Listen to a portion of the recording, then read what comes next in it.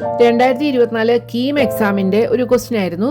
The correct electronic configuration of TC technetium Z=43 is 5 option തന്നിട്ടുണ്ട്. ഏതാണ്? അപ്പോൾ TC എന്ന് പറഞ്ഞാൽ എന്താണ്? ടെക്നീഷ്യം. അറ്റോമിക് നമ്പർ എത്രയാണ്? 43 ഇലക്ട്രോൺസ് ഉണ്ട്. അപ്പോൾ ഇതിൻ്റെ ആൻസർ ഓപ്ഷൻ C ആണ്.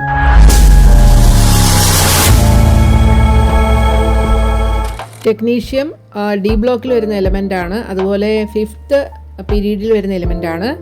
പിന്നെ മാംഗനീസിന് തൊട്ട് താഴെ കിടക്കുന്ന എലിമെൻ്റ് ആണ്. അപ്പോൾ ട്രാൻസിഷൻ സീരീസിൽ ഫസ്റ്റ് ട്രാൻസിഷൻ സീരീസിലെ എല്ലാ എലമെൻസും നമുക്ക് അറിയാമെങ്കിൽ അതിന് തൊട്ട് താഴെ കിടക്കുന്ന എലമെൻസ് ഒക്കെ ഒന്ന് ഓർത്ത് വയ്ക്കുക. ഇത് മാംഗനീസിൻ്റെ തൊട്ട് താഴെ കിടക്കുന്നതാണ് ടെക്നീഷ്യം.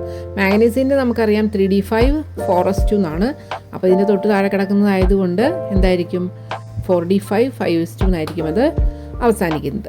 ഇനി ഇതിന് ടെക്നീഷ്യത്തിന് തൊട്ട് മുമ്പുള്ള നോബിൾ ഗ്യാസ് എലിമെൻറ്റ് ക്രിപ്റ്റൺ ആണ്. അപ്പോൾ ക്രിപ്റ്റൻ്റെ ഇലക്ട്രോണിക് കോൺഫിഗറേഷൻ ആണ് 36 ഇലക്ട്രോൺസ് നമുക്ക് കാണിക്കാൻ പറ്റും.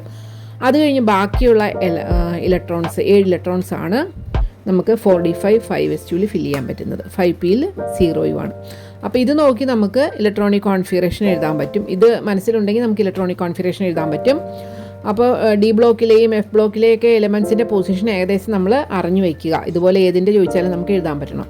ഇനി അതല്ലെങ്കിൽ അറ്റോമിക് നമ്പർ അറിയാമെങ്കിൽ അഫ്ബോ പ്രിൻസിപ്പിൾ അനുസരിച്ചുള്ള ഡയഗ്രാം വെച്ച് നമുക്ക് എഴുതാം. അങ്ങനെ എഴുതുമ്പോൾ 1s2 2s2 2p6 3s2 3p6 3d10 4s2 4p6 4d5 5s2 എന്ന് എഴുതിയിട്ട് ആ 4p6 വരെയുള്ളത് ക്രിപ്റ്റൺ ആണ് നമുക്കറിയാം. ബാക്കിയുള്ളത് 4d5 5s2 അങ്ങനെ നമുക്ക് എഴുതാൻ പറ്റും. പക്ഷേ ആദ്യത്തെ രീതിയാണ് നമ്മൾ പ്രാക്ടീസ് ചെയ്യേണ്ടത്. ഓക്കെ.